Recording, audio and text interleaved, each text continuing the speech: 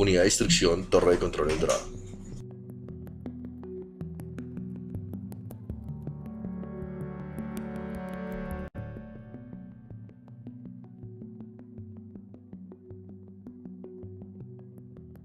Compañeros, buenas noches.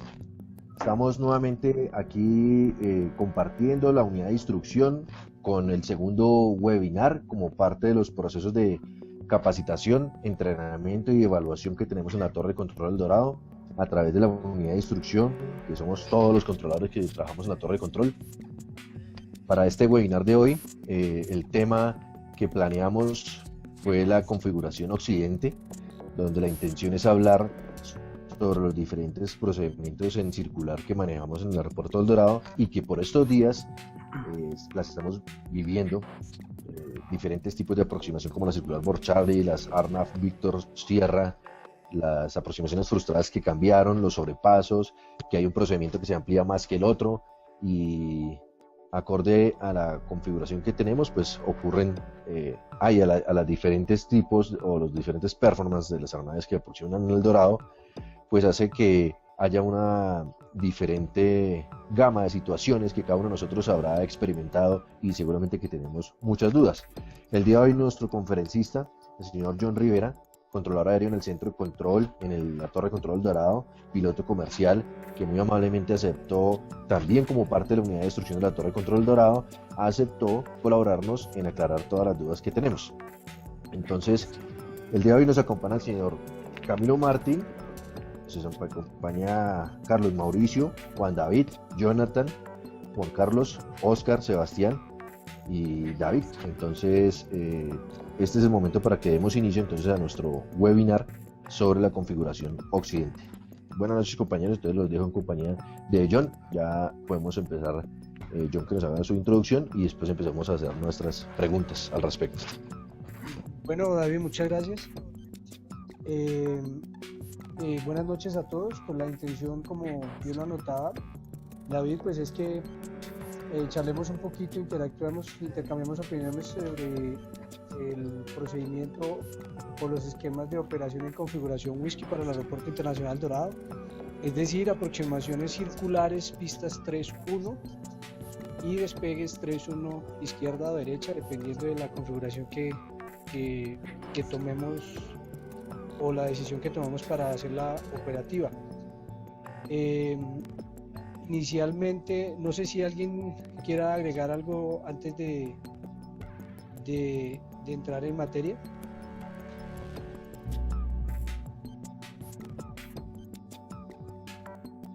Pues yo agregaría de pronto que es importante, digamos, esta charla porque en estos días estamos viviendo a diario este tipo de configuración y ya empezamos a sentir de que en el momento en que se vuelven mixtas en el escenario, quiero decir que venga una aproximación ARNAF, una Borchardi o ARNAF Sierra o Víctor, y eso genera ciertas afectaciones en el sentido de que hay unas de ellas en las que no les podemos hacer el cambio de pista, o sea, prácticamente no las podemos tocar y por digamos, lo dinámico que debe ser y la intención de optimizar el espacio, pues a veces nos limita. Eso es algo que como para tener en cuenta y que también hacia ello pues quisiera hacer algunas preguntas más adelante. Bien, David, gracias. Inicialmente, pues deberíamos precisar que la configuración Whisky, teniendo las dos pistas en operación, la pista norte y la pista sur, cuando tomamos la decisión de cambiar la configuración y operar en este sentido, es decir, en sentido oriente-occidente, normalmente trabajaremos de modo segregado. ¿Qué quiere decir? Que vamos a operar normalmente pista 3-1 derecha para llegadas y normalmente vamos a establecer como pista única para salidas la pista 3-1 izquierda. Ello no quiere decir que podamos cambiar en un momento determinado la configuración, ya sea por cierre de pista, por alguna restricción en alguna calle de rodaje, y pues de aquí se desprende que necesariamente el personal que labora en la torre de control pues tiene que necesariamente desarrollar una gran habilidad para tomar la mejor decisión teniendo en cuenta las infraestructura en tierra, las ayudas visuales, no visuales, para determinar cuál es el esquema de operación más adecuado, permitiendo siempre el mayor volumen de operación, pues obviamente con todos los parámetros de seguridad requeridos. Normalmente en esta configuración, como ya lo mencioné, trabajaremos de modo segregado.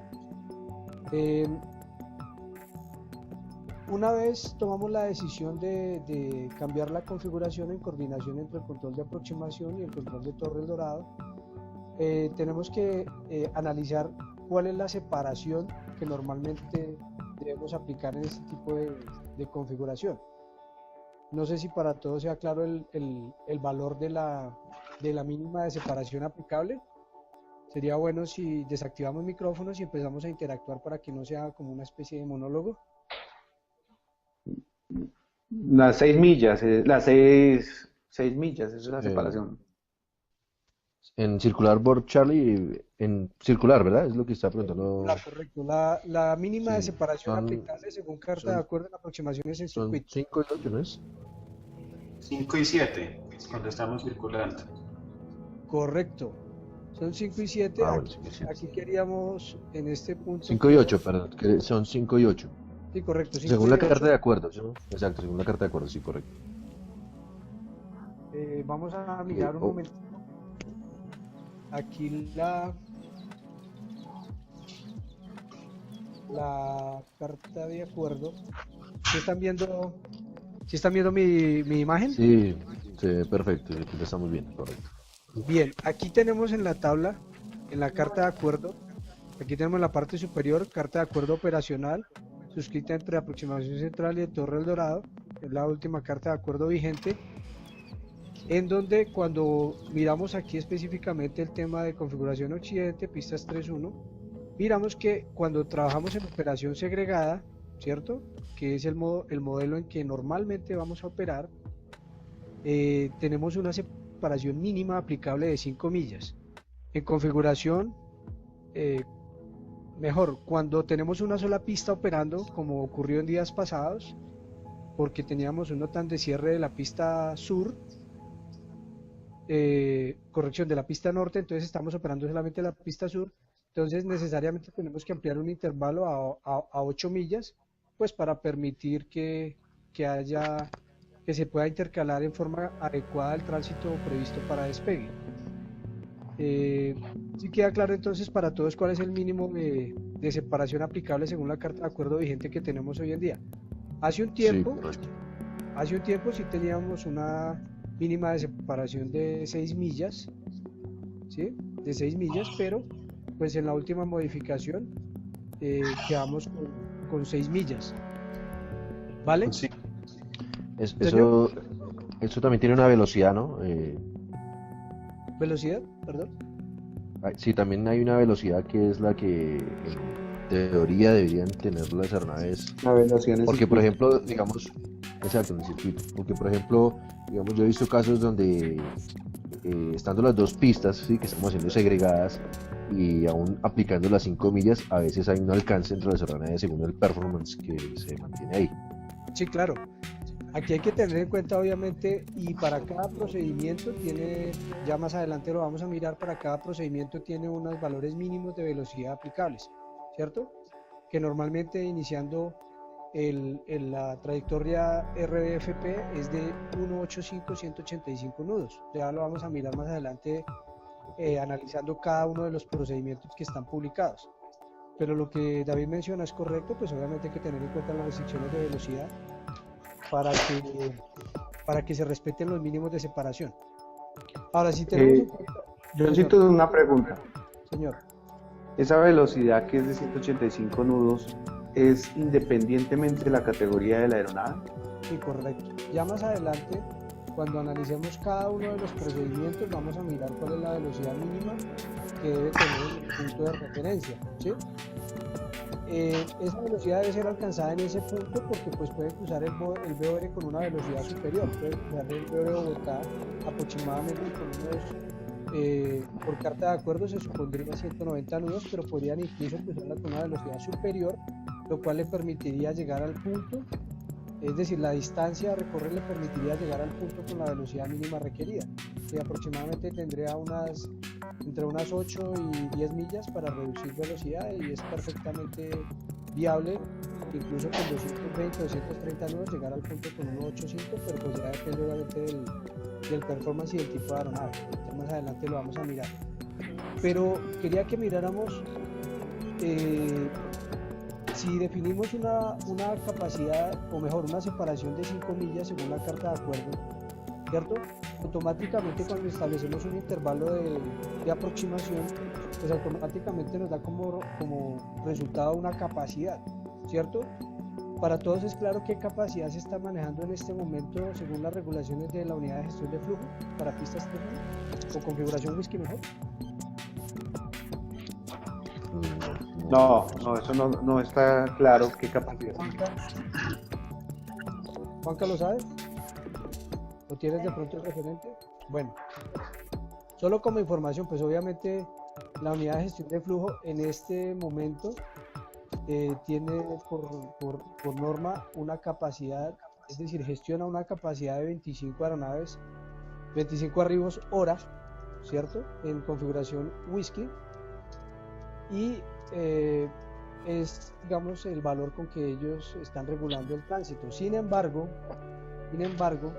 si nosotros analizamos, si fuese una separación de 5 millas, de acuerdo a lo que ustedes han percibido, pero si fuese una separación de 5 millas, ¿cuánto sería el tiempo, la diferencia entre una aeronave secuencia 1, secuencia 2 o secuencia 3, la diferencia en tiempo entre una que va detrás de la otra?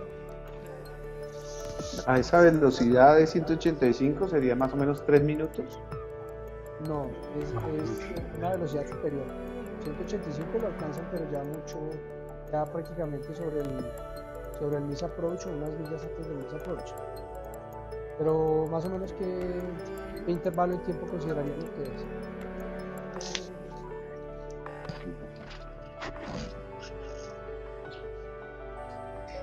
¿Pero ese intervalo en tiempo es durante el circuito o cómo lo estás exponiendo? No, ese intervalo es el tiempo, es decir, tomando como referencia el intermedial fix, es decir, el borde de Bogotá.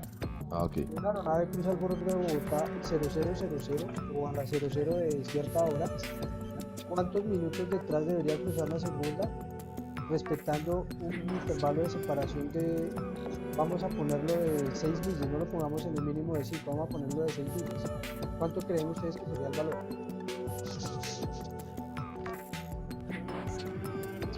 ¿2 minutos? Más o menos 2 minutos tiene que estar cruzando la segunda. Sería un tiempo aproximado de 2 minutos, correcto.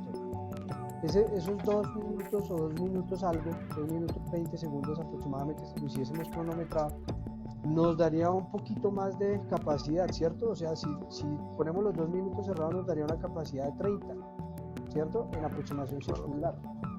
Entonces, ya ahí nos podemos dar cuenta de que pues habría un tema de revisar, pero pues obviamente ya cuando entramos a jugar con una diversidad de procedimientos, porque hay unas aeronaves que pueden estar siguiendo un procedimiento, otras que están siguiendo otro, entonces pues obviamente ahí tendríamos que jugar con el intervalo, o el control de aproximación debería jugar con el intervalo dependiendo del tipo de aproximación que esté ejecutando cada una de las aeronaves en secuencia. Pero bien, solamente como referencia, pero trabajemos sobre 25 aeronaves la capacidad. ¿Listo? Pues entonces para todos claro, la separación mínima por carta de acuerdo 5 millas u 8 millas, 5 millas si tenemos las dos pistas operando y 8 millas si tenemos una sola pista operativa. Lo Sí, cual pues, correcto. obviamente nos variaría la capacidad de arribos en ese sentido. ¿Listo? Sí, sí. Y lógicamente sin relación de alcance. Bueno, ese concepto de sin relación de alcance es muy subjetivo, y sería bueno pues aprovechar el punto para que lo analicemos, porque si bien en las cartas de acuerdo y sobre todo en el pasado se hablaba de que la aeronave que va detrás de la otra no tendrá relación de alcance, y pues eso debería ser, pero la experiencia nos demuestra que es muy difícil, o tendríamos que tener una capacidad excepcional, digamos, para poder garantizar que dos aeronaves del mismo tipo, mismo performance, misma compañía, hicieran los ajustes de velocidad exactamente en el mismo punto. Eso es prácticamente, y en la misma proporción, eso es prácticamente imposible. Es decir, a pesar de que existen unos valores determinados, ¿cierto? Vamos a suponer, el borde de Bogotá 190 nudos, pero la aeronave 1 cruza el borde de Bogotá, ensucia lo que llamamos ensuciar la aeronave, es decir, baja las superficies hipersustentadoras y automáticamente en 40 segundos puede tener 160, ¿cierto? Otra aeronave puede tener 170, 180, entonces no es fácilmente, digamos, perceptible o manejable los ajustes de velocidad porque son muy inherentes a la operación de la aeronave de acuerdo a su performance y a su capacidad, a su configuración. Johncito, y en tu experiencia como, Johncito, en tu experiencia como aproximador, entonces ustedes me imagino que no juegan siempre a estar al límite de las 5 millitas, sino ustedes tratan de hacer como una separación de cuánto, de 7, de 6, como para que no haya esa relación de alcance. Indiscutiblemente cuando como es difícil de manejarlo, normalmente uno estaría jugando más o menos el 50% de la separación misma requerida independiente del intervalo. Es decir, en este caso, si estamos hablando de 5 millas, uno estaría jugando alrededor de las 7, 8 millas, más 7 que 8, ¿sí? Y si hablásemos, por ejemplo, de una sola pista, ya tendríamos que hablar de un intervalo de aproximadamente 8 millas, entonces estaríamos entregando, o deberíamos entregar el tránsito con un intervalo de por lo menos 10 millas, ¿cierto? Para que cuando ya estén en el circuito, porque esa separación normalmente se reduce, ¿sí? Esa separación normalmente se reduce, nunca se va a mantener exactamente igual durante todo el tramo. Entonces, Otra pregunta, señor. Otra preguntita. La capacidad que decías de 25 es con las dos pistas, y con una sola pista, ¿cuánta es la capacidad de arribos? En realidad, hasta donde yo recuerdo, no podría precisarlo, tendríamos que consultarlo con la unidad de gestión de flujo. Si con una sola pista, no sé exactamente cómo lo estén manejando, pero pues definitivamente tendría que ser un valor muy inferior, ¿no? La mitad aproximadamente. Bueno, yo no habría de pronto la Los despegues, ¿sí? El problema son los despegues. despegues, sí. Claro. Despegues, pero sí hablaría por lo menos de a nosotros como controladores de aeródromo y pues con la experiencia que tenemos en una pista, cualquiera que se llame, independiente de la configuración, ¿cuántas operaciones normalmente podríamos definir que podemos hacer en una pista por hora? 40. Sería un valor promedio, ¿cierto? Aproximadamente, pueda que, dependiendo de los tipos de aeronave involucrados, un poquito más, un poquito menos. Pero digamos que podríamos hacer alrededor de unos 40-45 operaciones hora, obviamente sacándole al máximo provecho a la pista, ¿no? Que es el ideal. Si tenemos en cuenta este valor de 40 y trabajémoslo con 45, si tenemos una capacidad de 45 operaciones por pista y si lo dividimos en dos, entonces estaríamos hablando aproximadamente de 22 operaciones o 20 operaciones promedio si lo mezclamos, es decir, entre salidas y llegadas, estaríamos hablando de una capacidad de 20, lo cual, si tú lo analizas para una sola pista y si tenemos dos, automáticamente nos damos cuenta que deberíamos tener más llegadas, ¿cierto? Sí. O sea, es ahí es donde indiscutiblemente que hay factores que obviamente inciden, que en un momento determinado pues las tripulaciones no nos ayudan mucho en el sentido de que damos las autorizaciones condicionales y no están listos a la maniobra cuando esperábamos, entonces obviamente, y eso es un factor que hoy en día está ocurriendo mucho, independiente de la configuración, se están yendo muchas aeronaves en frustrada, a veces por errores de cálculo, y es algo pues que obviamente tenemos que, pues, particularmente los controladores de aeródromo, tienen que mirar con mucho detenimiento porque pues si bien es cierto algunas veces no se respetan criterios de velocidad, hay veces que también si dos aeronaves, si la segunda alcanza a la otra, pues no rodemos la aeronave, porque pues si la rodamos sabemos que se va a ir para arriba, ¿cierto? Y dependiendo de los tipos de aeronave involucrados, pues a veces es preferible esperar que se quede en el punto de espera 1 o 2 minutos más, sino que ocasionemos una frustrada y estemos, pero bueno, ese es otro punto, un punto de análisis, pero pues en otro momento, pero pues para este caso también vale la pena que no lo dejemos sueltico por ahí. Sí, tenía una pregunta, John. Señor. Por ejemplo, digamos, ¿en qué tanto puede afectar el hecho de que se presente en las cercanías donde se está haciendo la circular Board Charlie algún fenómeno de turbulencia y que por esta razón los pilotos tengan que ajustar las velocidades para acomodarse a ese fenómeno, y eso obviamente pues alteraría esa secuencia que el aproximador trae? Bueno, es una buena pregunta, pero si me permiten les voy a compartir la pantalla para que miremos ya sobre la carta, sobre el procedimiento, miremos cuáles son los valores de velocidad que están publicados allí. Vamos a mirar las velocidades del procedimiento ARNAV.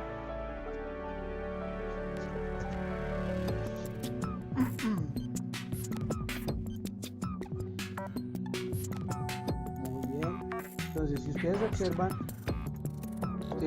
aquí tenemos el procedimiento RDFP ARNAV Víctor por derecha, ¿cierto? Entonces, Víctor, sabemos que la clave Víctor es el procedimiento ARNAV publicado para cada pista, que es el procedimiento que nos mantiene más pegado hacia el aeródromo.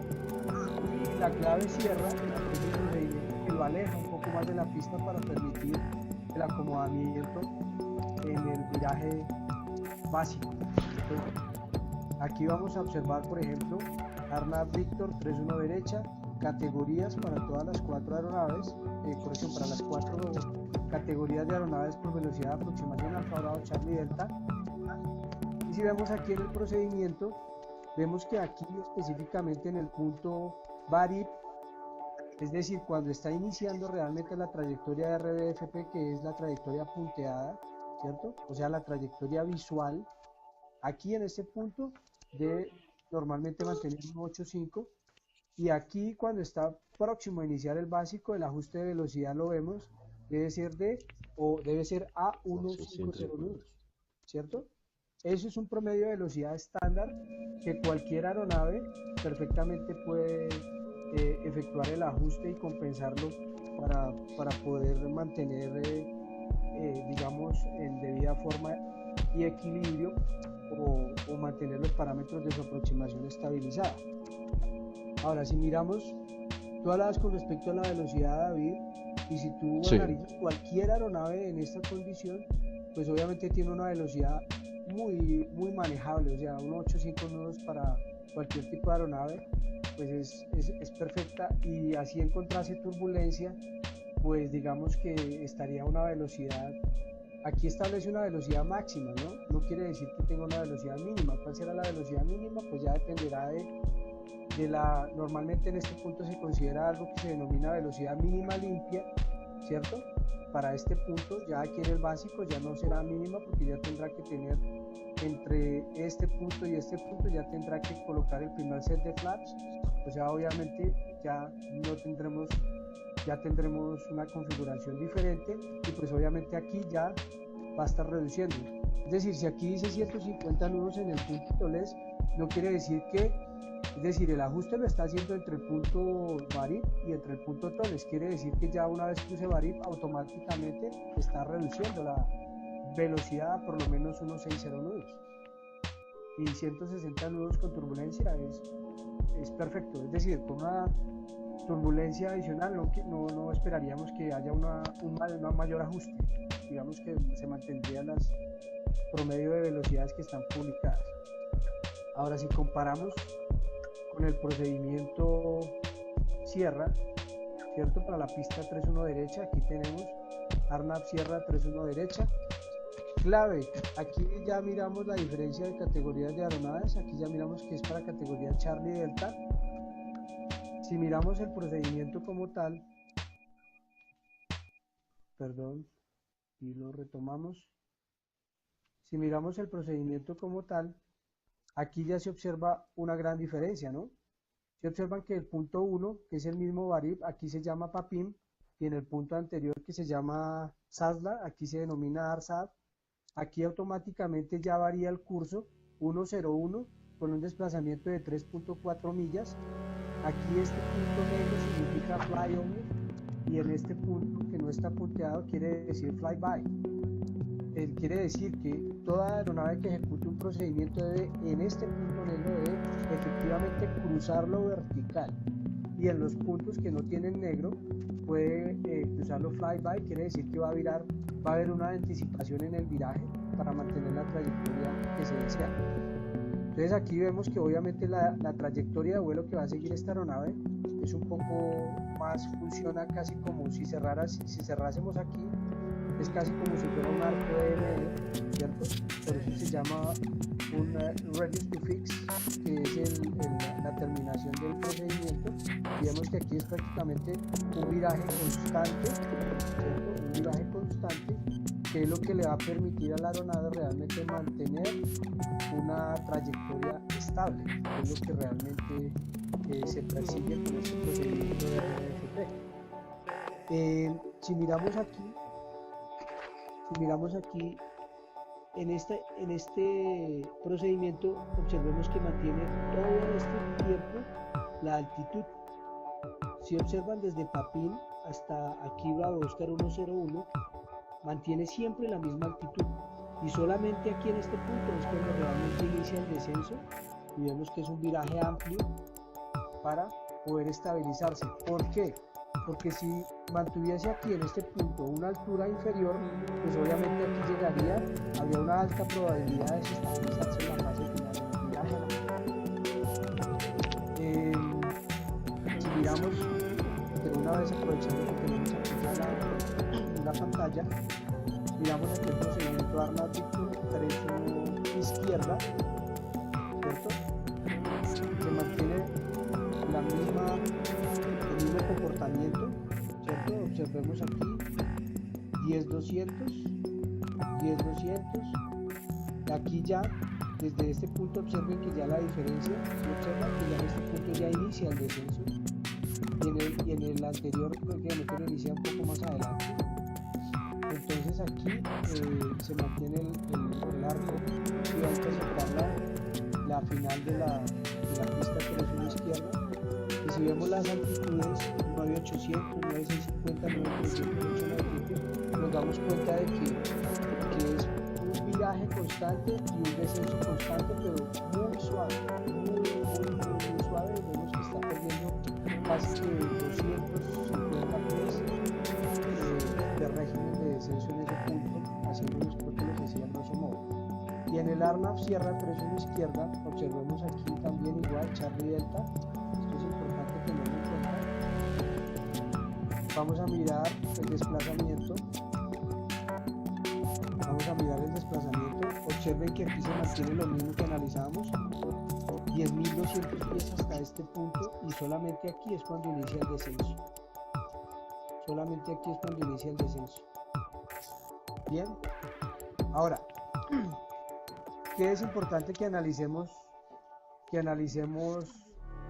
Vamos a iniciar el análisis teniendo en cuenta solamente la pista sur, ya que normalmente trabajamos la pista sur como preferencial de llegadas. Observemos aquí el punto 1 y el punto 2. El punto 1, ¿cierto? El RFP, aquí si miramos la carta, si la leemos con detenimiento nos va a decir pista norte, ¿no? Si miramos aquí, en observación de Google Maps, nos dice: esta línea punteada es la trayectoria RDLP, es decir, el track que es realmente efectivo. Esto lo consideramos como un procedimiento mixto. ¿Qué quiere decir? Que desde el punto VARIP hacia atrás, si observamos la diferencia, que es una línea no punteada, sino una línea continua, quiere decir que de aquí hacia atrás es un procedimiento totalmente instrumento. donde realmente, por eso el valor de visibilidad dice 6.000, donde realmente necesitamos que haya el contacto es aquí, para que en un momento determinado podemos tener condiciones marginales de aquí hacia el BOR, hacia atrás, pero no repercutiría en el procedimiento, porque realmente donde necesitamos que haya contacto visual con el terreno, pues obviamente está con la pista, realmente es necesario, ¿ok?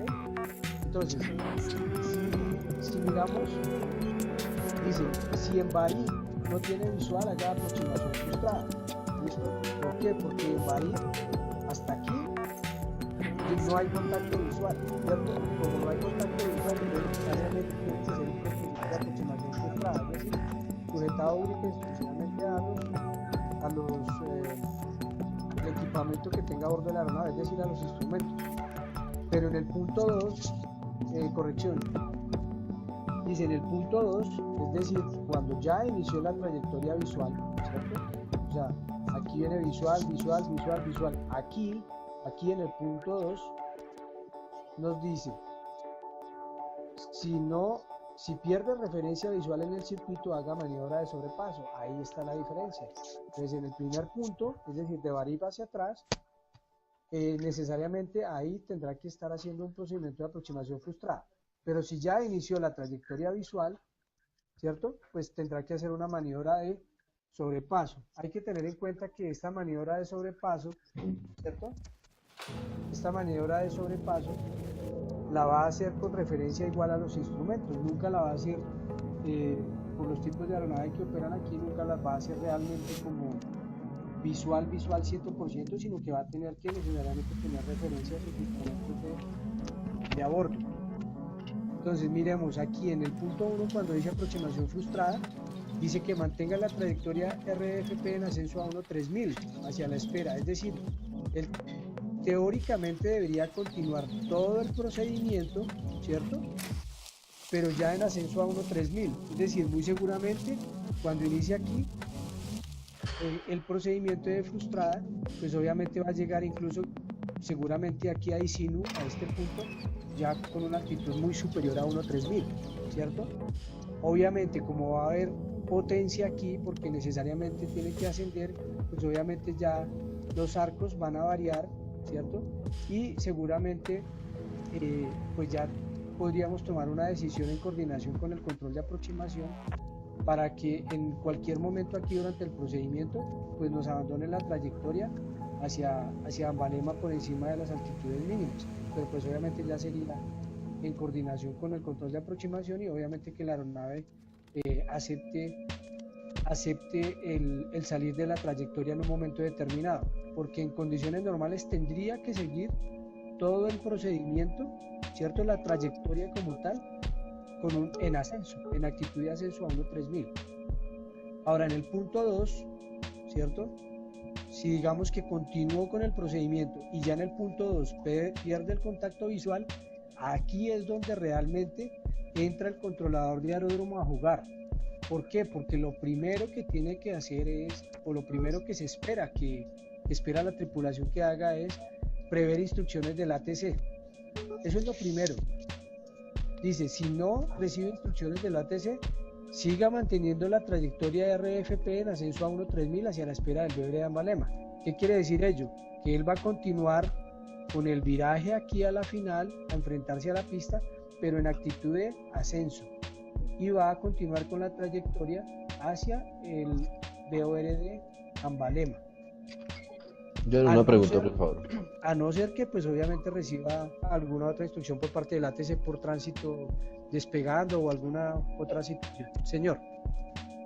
Por ejemplo, en este caso de que haya una aproximación frustrada en este tipo de aproximaciones ARNAF, desde el punto 1 que debe seguir toda la trayectoria del procedimiento y que vaya en ascenso para unos 3.000 pies, si simultáneamente o en cualquier parte de ese momento en que está haciendo la frustrada, nosotros hemos despegado una aeronave que vaya hacia el norte, que tiene que hacer un viraje por la izquierda y cruzar Romeo con 14.000 pies, habrá un momento donde estén como cruzados ahí con esos también, ¿no? O sea, habrá un punto ideal para uno saber digamos, inició el procedimiento de prosecución frustrada y yo tengo una aeronave que tengo la opción de sacarla ya o no. O sea, ¿en qué punto creería usted que uno podría sacar una aeronave que deba ir hacia el norte, virando por la izquierda y cruzar su H con 14, y yo sabiendo que tengo una frustrada que debe ir en ascenso para 13? Esa es una muy buena pregunta. Cuando tenemos una aeronave que está haciendo un procedimiento de salida con viraje izquierda y tenemos una aeronave que está haciendo una aproximación ARNAF RBFP haciendo procedimiento de aproximación frustrada, pues esas dos aeronaves automáticamente entran en conflicto y no existiría, digamos, técnicamente o teóricamente una separación reglamentaria. ¿Qué tendríamos que hacer ahí? Pues obviamente tomar acciones para mitigar esa situación de conflicto y obviamente emitir instrucciones de alternativa. En ese caso, cuando hay una separación, cuando se prevé que se va a vulnerar la separación, pues lo más,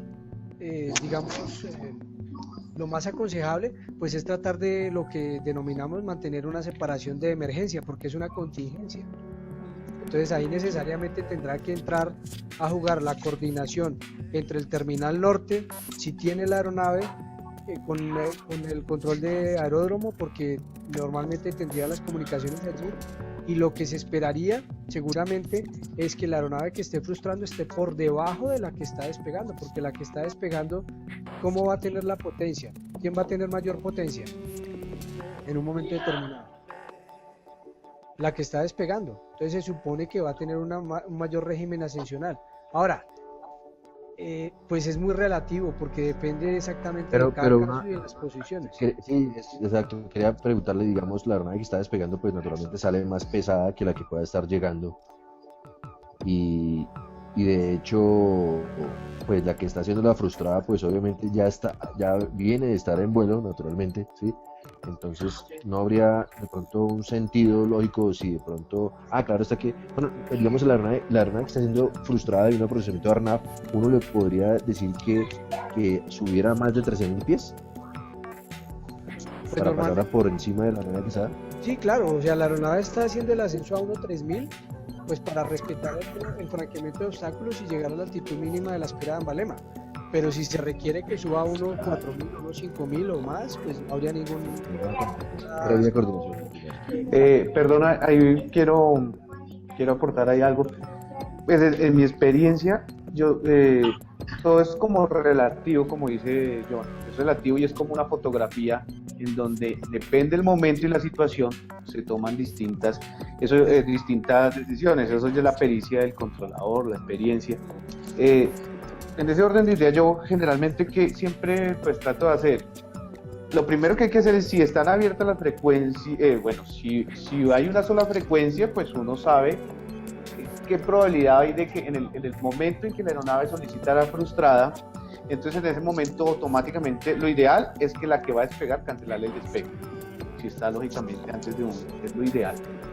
Y si ya está en el aire, pues también asegurarnos de que se tengan a la vista, al menos que la que esté frustrando tenga a la vista y que tenga información del tránsito. Es como lo primero que hago, porque como dice ahí, no hay una separación de ningún tipo, sino es una separación visual. Entonces trato de asegurarme de que se tenga al menos una a la vista a la otra. Con eso, y información de tránsito, con eso sé que pues por más cerca que estén o algo, pues no se van a ir tampoco a un incidente, un choque o algo. Bueno, ahí hay algo claro, y es, como bien anota Camilo, pues obviamente no podemos especificar un procedimiento o un protocolo, porque todo depende de las circunstancias del momento, de los tipos de aeronaves, si despegó, si no despegó, qué tanto régimen de ascenso tiene, la posición de la otra, es decir, todo depende de la circunstancia.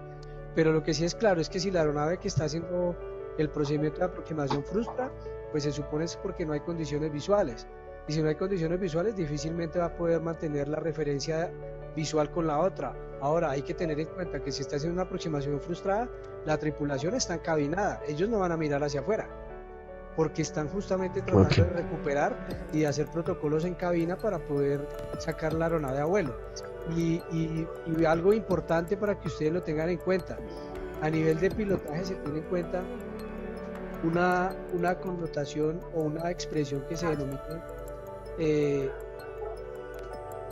denomina FNC, ¿sí?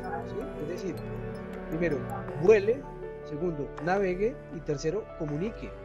Es decir, en un procedimiento de aproximación frustrada, lo primero que hace el piloto o la tripulación es tratar de volar la aeronave, tratar de recuperar la condición de vuelo o de aerodinámica de la aeronave para poderla sacar a vuelo, ¿cierto? Entonces lo primero que está haciendo es volar el avión.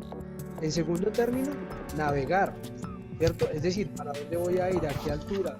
Está la aproximación frustrada seteada. Precisamente por eso siempre que una aeronave aproxima, lo primero que ellos hacen en el briefing es considerar la aproximación frustrada, siempre.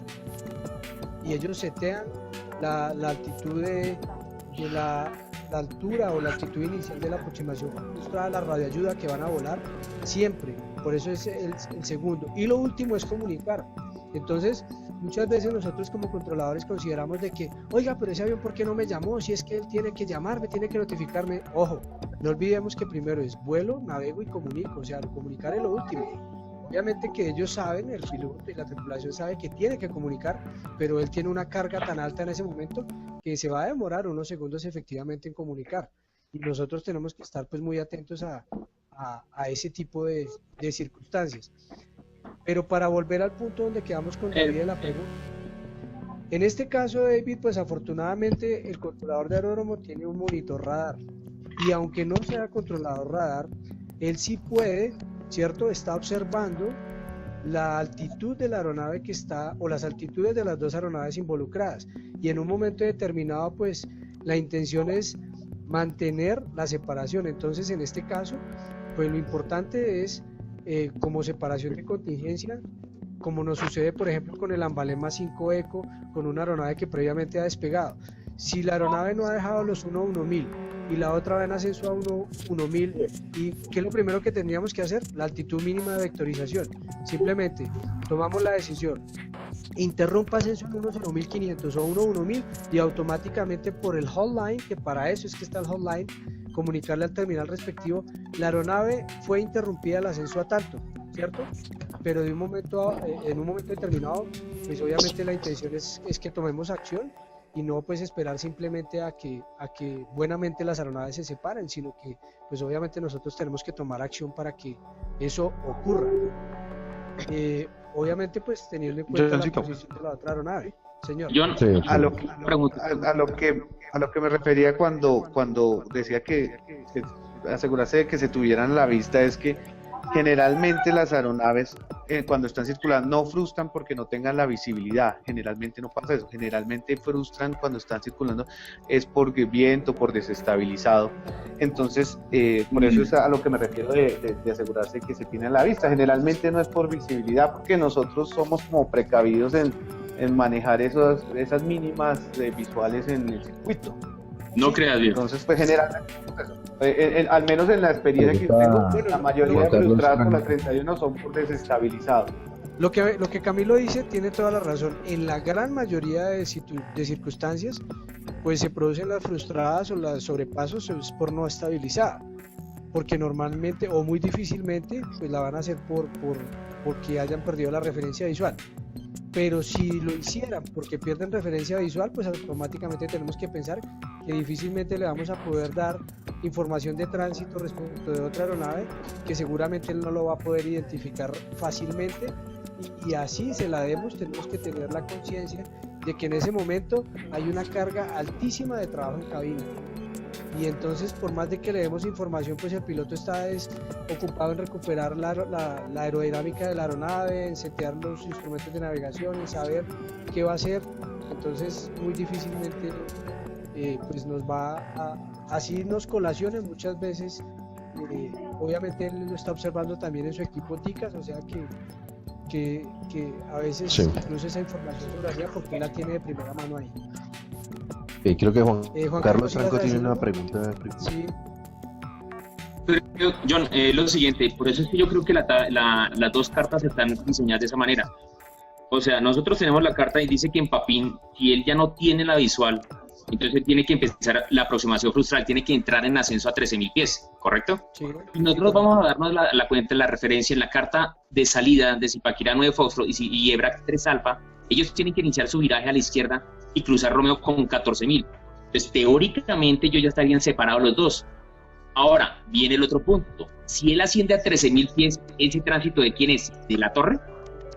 No, en ese punto ya automáticamente cuando está iniciando la frustrada y está abandonando 10.200, 1.1000, ya prácticamente es comunique con el terminal sur. Exacto. Bueno, en este caso habría que mirar, porque si hay un tránsito en conflicto tendríamos que cambiar sobre el terminal norte. ¿Por qué? Porque si hay otra aeronave que esté en ascenso, pues obviamente habría que darle información de tránsito. Sí, porque ya entrarían, las aeronaves estarían ya en 3 frecuencias, por así decirlo. Está en torre, Sí. pasa al central y la otra es al norte. Sí, o sea, De hecho, me parece a mí que, digamos, por eso es que las aeronaves cuando despegan por la pista 31 izquierda van hacia el norte, uno no debería cambiarlos inmediatamente, debería tenerlo en una frecuencia, por lo menos cuando esté cruzando sobre la estación por ahí con 11.000 pies, para casos como ese, que uno puede hacer algo.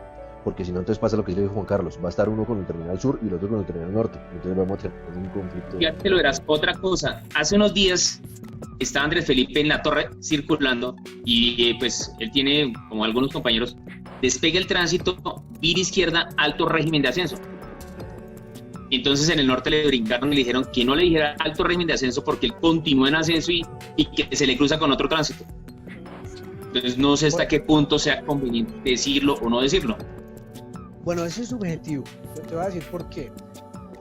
Porque el hecho de que le digamos a una aeronave que mantenga alto régimen de ascenso no quiere decir que él cumpla las restricciones de un procedimiento de salida, ¿cierto?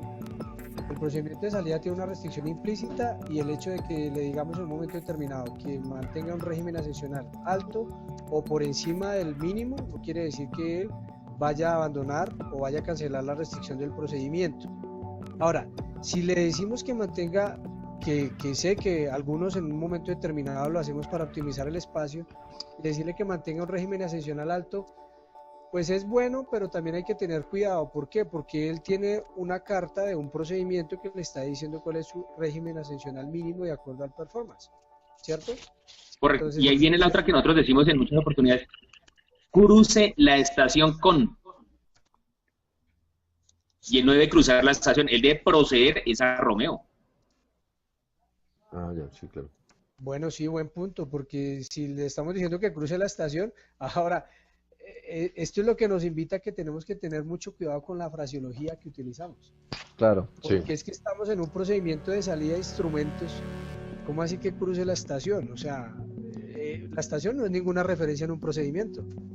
Entonces, a veces nosotros decimos cosas que de pronto creemos que están bien, pero afortunadamente estos escenarios nos permiten, oiga, vea, tenemos que analizar esto un poquito más en detalle porque de pronto, así como dice el dicho, mientras no pase nada, pues todo el mundo contento, pero el día que pase, pues obviamente nos van a decir, bueno, ¿y usted qué punto de referencia está teniendo en un momento determinado para autorizar una maniobra bajo... Johncito, quiero comentar, Johncito, Señor, saliéndome un poquitico de lo de la aproximación frustrada, quiero comentar una experiencia que quiero compartir con todos.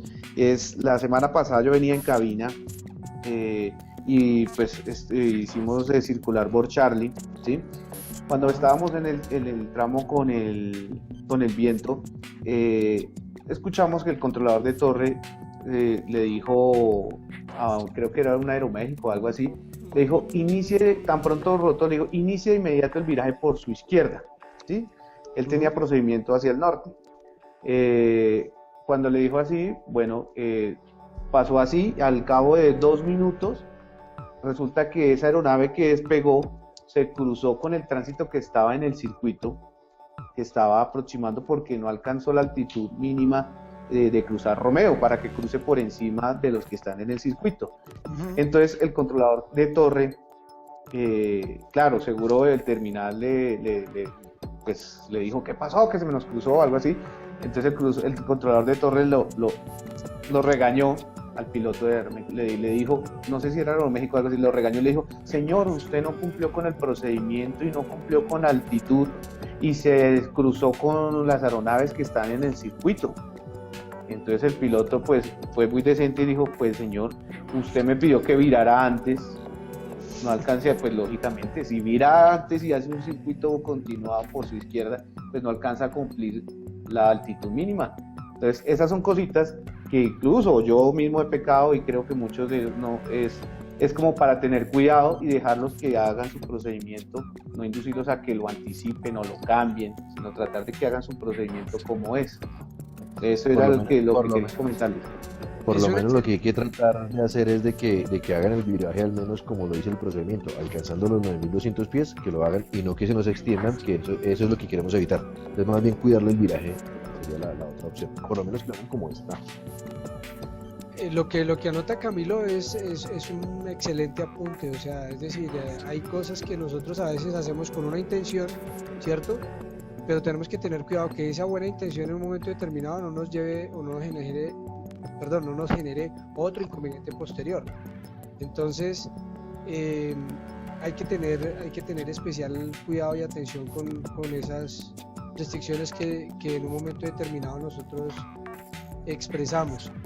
Pero lo que dice David también es cierto, indiscutiblemente, pues también tenemos que analizar que ellos deben respetar unos criterios, porque en algunos procedimientos sí hemos visto que la aeronave se extiende, se mantiene la trayectoria de despegue, el rumbo de pista mejor, sobre todo, no recuerdo exactamente el tipo de procedimiento, si mal no estoy, creo que es el que va a el Camis Bravo, que se extienden en la trayectoria de despegue y no inicia el viraje pronto y va a entrar, empieza a entrar en conflicto con las aeronaves que están iniciando el procedimiento de aproximación en circuito.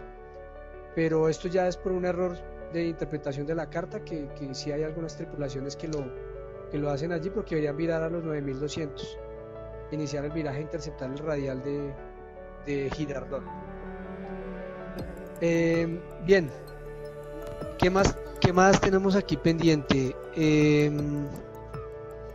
Quería que miráramos o que revisáramos, les voy a compartir un momentico aquí nuevamente para que miremos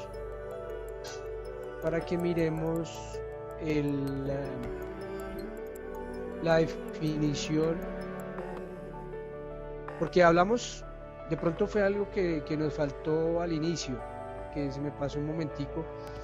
Entramos a mirar de una vez que la circular y los procedimientos Arnab, Víctor, Sierra, pero me gustaría que le echáramos una ojeadita a esta circular, ¿cierto? Que fue la circular inicial que estuvo desde abril del 2013, hoy en día no está vigente, pero sin embargo yo la guardo aquí en mi banco de datos. ¿Por qué? Porque esta circular nos da una muy buena explicación del porqué el ARNAF, o sea, el porqué del procedimiento del RBFP. Entonces aquí nos dice, entre otras, el equipo ARNAF tiene la capacidad de proveer una guía lateral y vertical, así como velocidades de referencia durante todas las fases del vuelo. Esta es una de las grandes ventajas que nos arroja la utilización del performance o de la navegación en cabina. Si miramos la definición del RBFP, dice: procedimiento que potencializa la tecnología de los sistemas de navegación, permitiendo a las aeronaves realizar aproximaciones visuales estabilizadas con limitaciones de altitud y o velocidad, reduciendo la necesidad de comunicaciones y promoviendo una senda de vuelo repetitiva y segura.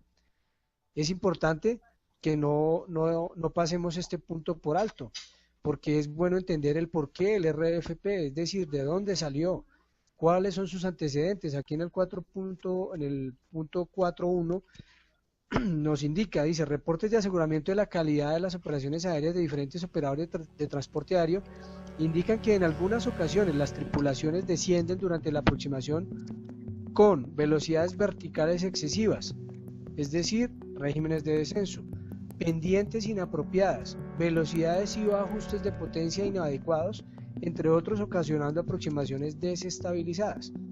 Entonces, hay muchos elementos y muchos factores para considerar o para que el piloto considere una aproximación desestabilizada, y pareciera que nosotros desafortunadamente muchos no tenemos todo el conocimiento al respecto, de que aparentemente podemos ver a la aeronave casi que en el perfil, casi que con la velocidad, casi que con la altura, pero ¿será que tiene la potencia adecuada? ¿Será que la tripulación hizo el briefing suficiente? ¿Será que el controlador de aproximación le dio el tiempo para que hicieran sus briefings de cabina, sus checklists. Eso es lo que muchas veces ocurre y nosotros, aunque vemos la aeronave muy segura en su perfil, en su descenso, al final resulta que hace una no estabilizada y nos preguntamos por qué. Porque hay parámetros que para nosotros definitivamente no podemos visualizarlos o no son muy claros para nosotros en un momento determinado. Ahora, el 4.2 dice: muchos de los reportes provienen de tripulaciones de vuelo que realizan aproximaciones visuales a pistas que no cuentan con procedimientos de aproximación con guía vertical, es decir, que no son de precisión. Sin embargo, estos eventos también suelen presentarse en aeropuertos donde, a pesar de contar con procedimientos ILS o procedimientos de aproximación con guía vertical, las tripulaciones son requeridas a cumplir con restricciones de altitud y o velocidad que interfieren con su capacidad para conducir una aproximación estabilizada mientras realizan una aproximación por referencia visual.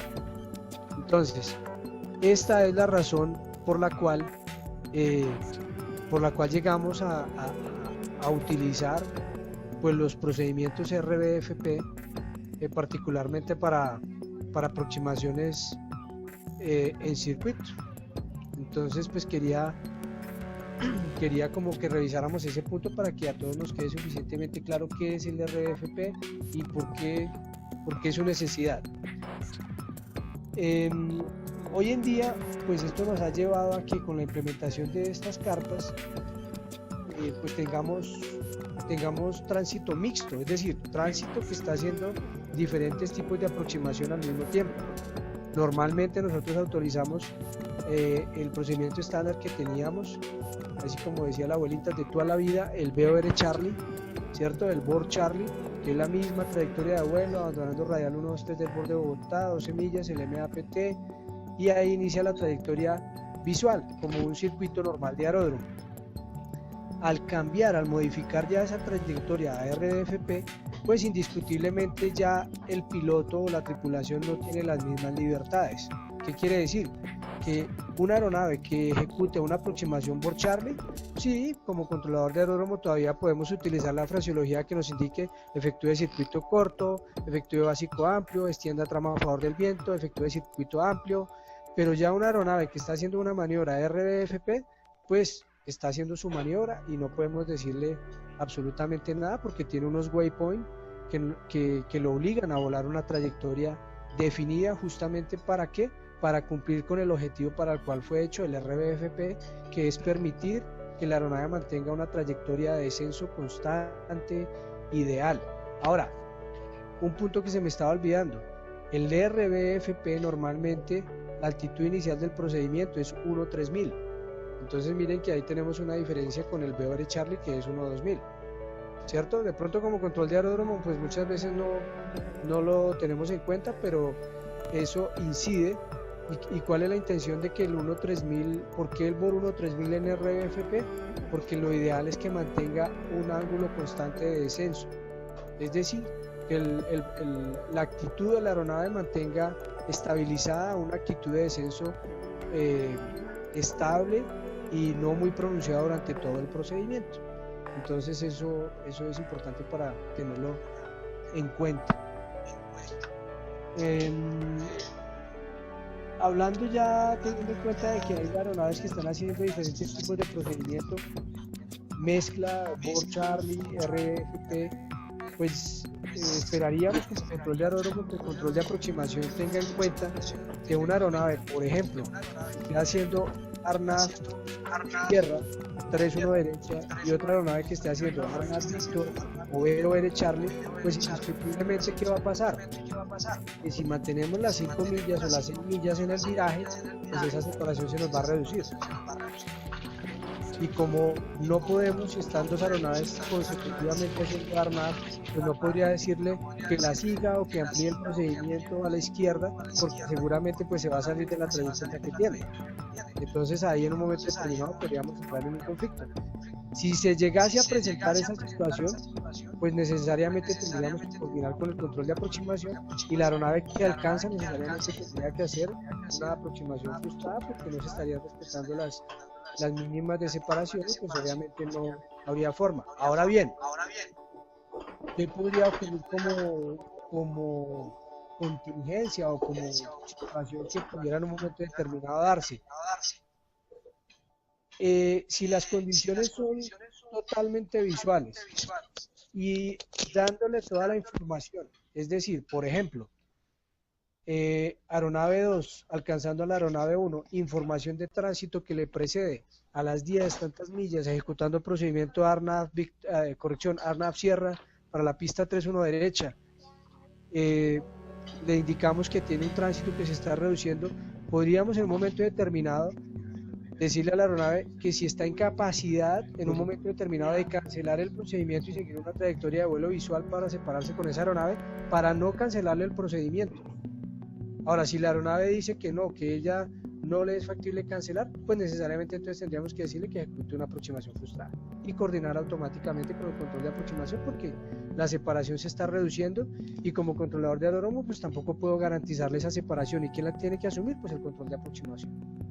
Entonces eso es lo que tendríamos que tener en cuenta. Ahora, desafortunadamente la carta de acuerdo no ha sido modificada, porque pues a mi modo de ver, al implementar y al publicar y poner en funcionamiento estos procedimientos, pues ha debido tenerse en cuenta en la carta de acuerdo, pues hay que modificar y tener en cuenta, ejemplo, de que si hay una aeronave que ejecuta este procedimiento y la sigue otra, pues obviamente debería, es decir, extenderse un poquito el intervalo para, como un margen de seguridad adicional para evitar esta posibilidad de eventos. Ahora, si la que sigue es una Board Charlie, pues no tendríamos ningún problema porque pues simplemente le damos la información de tránsito, está en condiciones visuales y ya ella tendría que seguir a la otra aeronave, entonces no habría ningún inconveniente. Pero para tener en cuenta, pues que si tenemos esta situación, esperemos que nos den un poquitico, un intervalo adicional el control de aproximación para poderlo hacer. Sería muy bueno tener la posibilidad de hacer estos reuniones con controladores de aproximación, definitivamente pues para poder... futuro lo vamos a hacer. Sí, Pues claro. este video se lo podemos compartir a ellos.